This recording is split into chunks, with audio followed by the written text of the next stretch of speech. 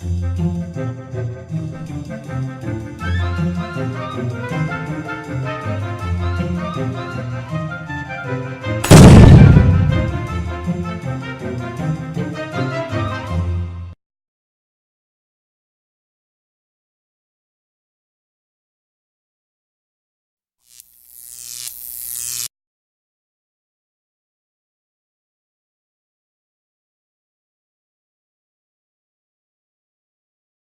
not know how this is going to go, so we will see.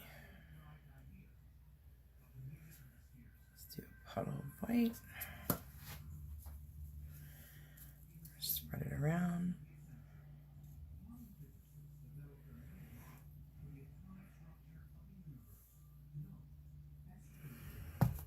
Okay. Then I'm going to do some pink.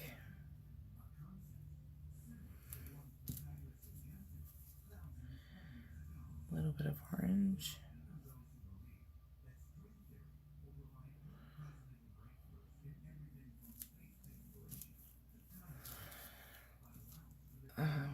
Drop of pink again. Whoops. That really did not go where I wanted it to. There we go.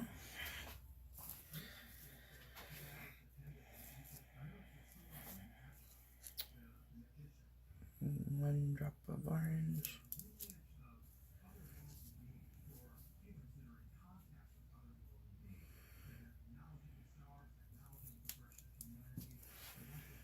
Some black.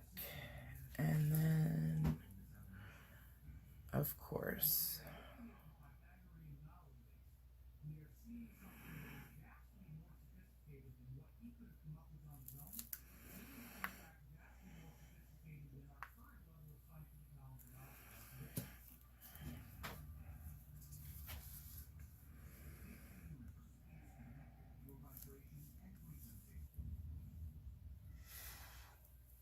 all right. I think I'm back in business.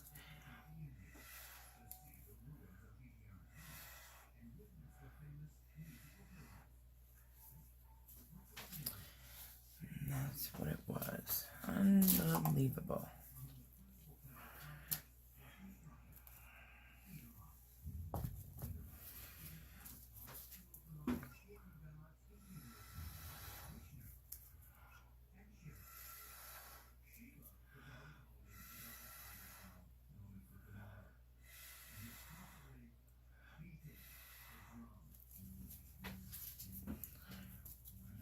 Okay, so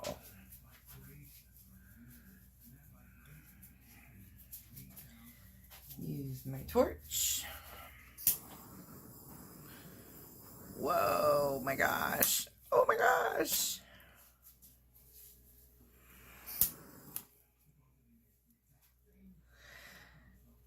Yes. We are back in business.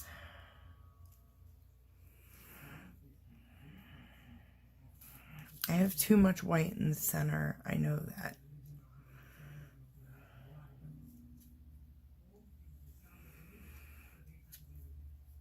So I think I'm gonna, oh my god, I was pouring that off and I didn't even know it.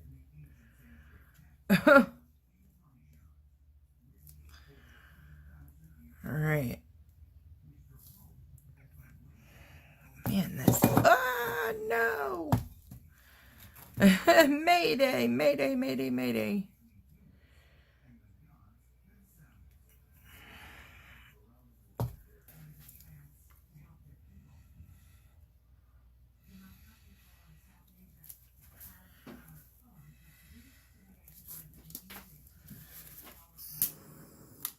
Boom. Do you see how so reactive that is, you guys? Like, I am just beside myself. Wow. That is fantastic. Let's blow it back.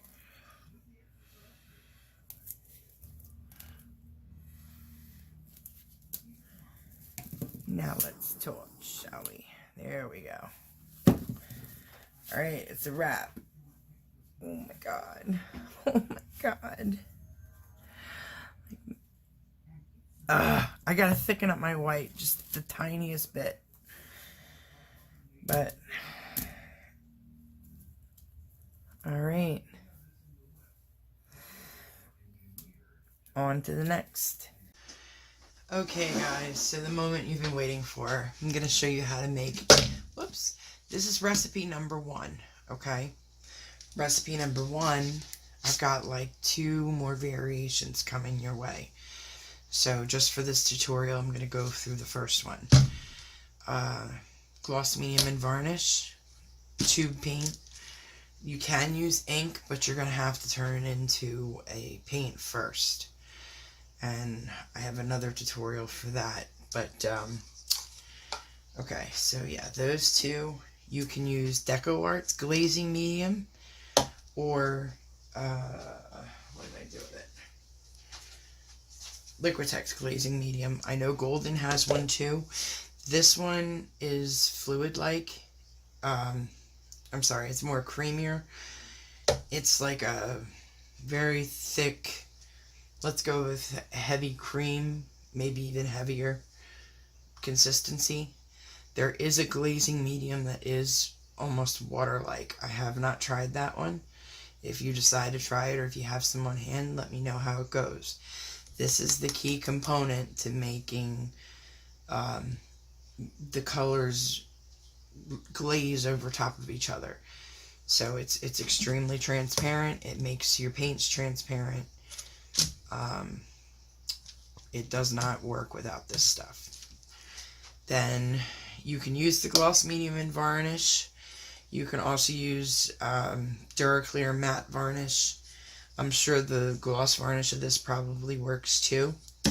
I have not, I tried well, it wasn't polyacrylic, but it was Rust-Oleum Ultimate Polyurethane Gloss. And I probably got to try a couple more times in a couple more variations, but I could not get it to work for me for this kind of recipe. Okay, so this is, well, you can do it this way. I also, the second try around, the pink blooms that you guys saw, this one included Floetrol. And I'll show you exactly how I did it. So I'm going to mix this color on camera for you real quick. I just put, so however much paint you have in the bottom of your cup, alright? I usually fill my cups like a quarter of a way full. About like that, okay? Then, if you have some on hand, great. The other component that you can use, but it is optional, is when Golden kicked out their samples, they sent regular gloss, or regular gel gloss. This is a wonderful product. You can take your paint and you can double your amount just by adding that much. That's crazy, right? Excuse me. So I just mix those 2 up together. All of a sudden you'll notice everything just gets really, really thick. And then, okay, so once that happens, I come in with the glazing medium and I just cover the top.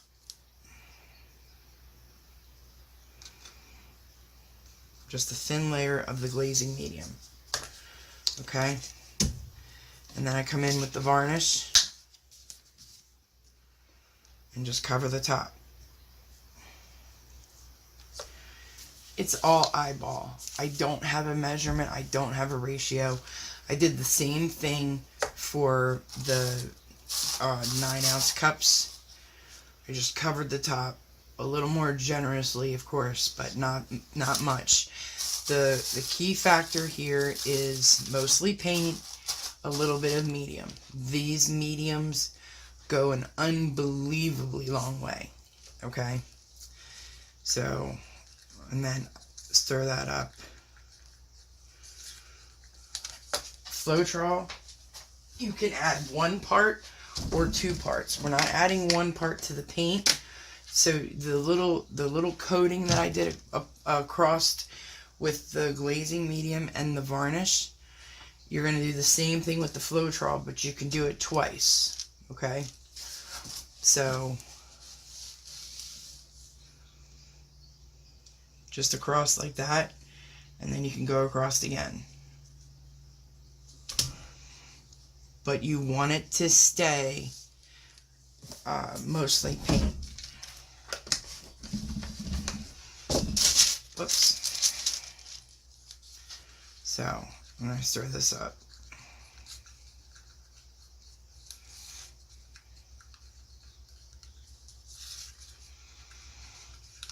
Now it's very thick, right? So from this point on, I use just distilled water. I have not tried it with, you guys know how I like to use flow-aided water. I have not tried it with that yet. So I just went in and I added probably about 1/4 of water by volume. So whatever your volume is in paint and medium, after you mix that, add 1/4 of water to begin with. It's still not going to be enough, you'll see. Because we're going really thin. You don't want to go too thin, or else you get the results like the wild bird that I did the other day. Or whatever you want to call it. This guy. This was a result of my paints being way too thin. Okay? But it dries exactly how you see it, which is great. There is no, movement, or what you get is how it dries, which is a really good thing. Alright, so you see it almost like barely moves. We're streaming a little bit. So just put another splash. Let's say about maybe a 1/2 teaspoon at a time. Maybe a teaspoon, 1/2 teaspoon to a teaspoon. Once you do that like twice though, you really want to go easy on the water, because you can actually overdo it. If you do overdo it and it's way too thin, just add a little more paint.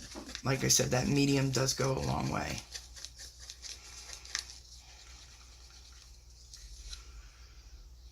Nope. That little bit of the regular gloss gel is unbelievable. I took that tiny little amount of paint in the bottom, and now I'm making it like unbelievably thin. Nope.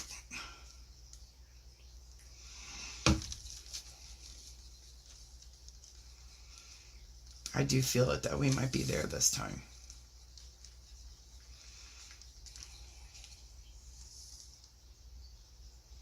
Nope. All this stuff that we added has the ability to hold the vibrancy of the pigment with water. I'm not sure about, well, actually, I'm not sure about the gloss medium and varnish, but definitely the gel, regular gloss gel, and the glazing medium.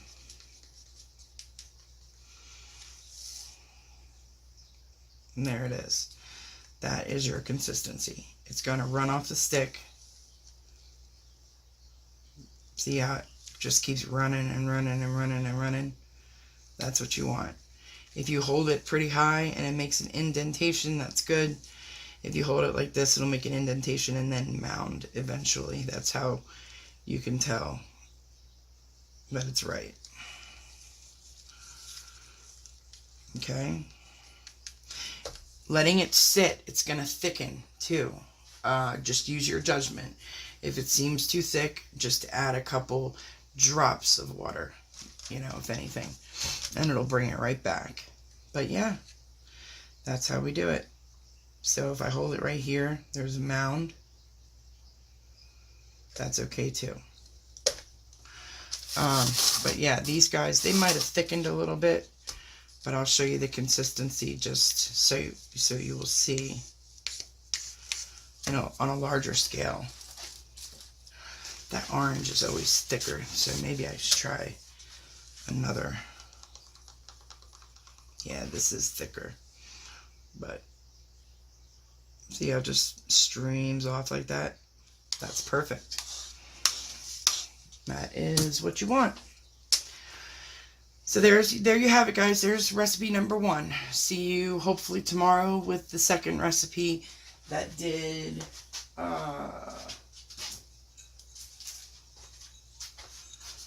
these guys.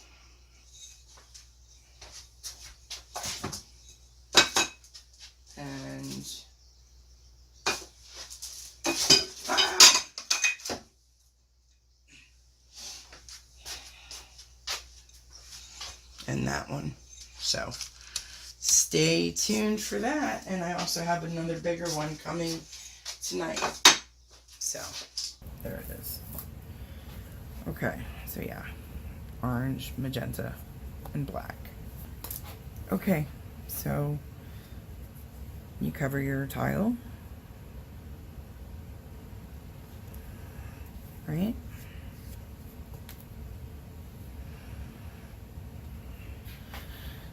Okay, so our lightest color is the magenta, so that's going down first, right? Then it would be the orange. Whoops. Wipe this. Then the black.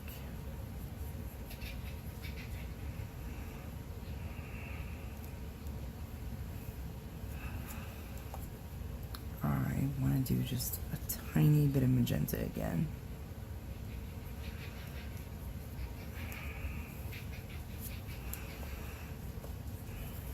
And orange.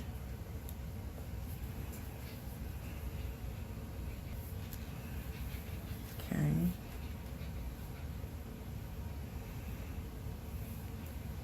Just like that. So over top, I like doing that first, okay? And then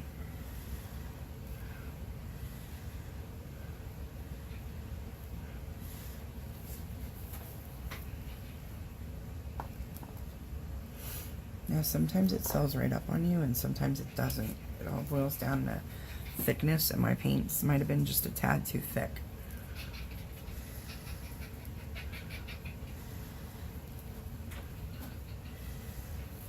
That's pretty.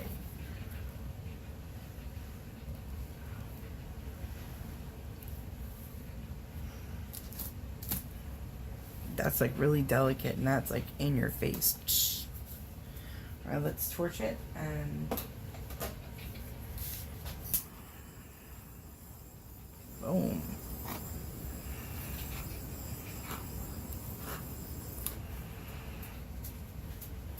That's really pretty. And there you have it. So then you can stretch it up like that, right?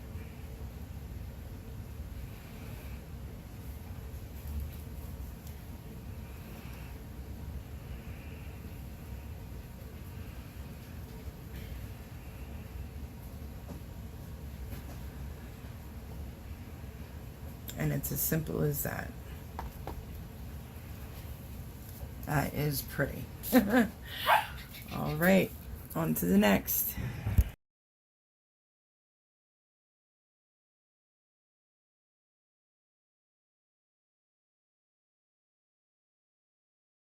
If you haven't already, there's a subscribe button at the bottom of the screen you can click on. And then below the video window, there's a bell. If you ring that, it'll always notify you every time I upload a video.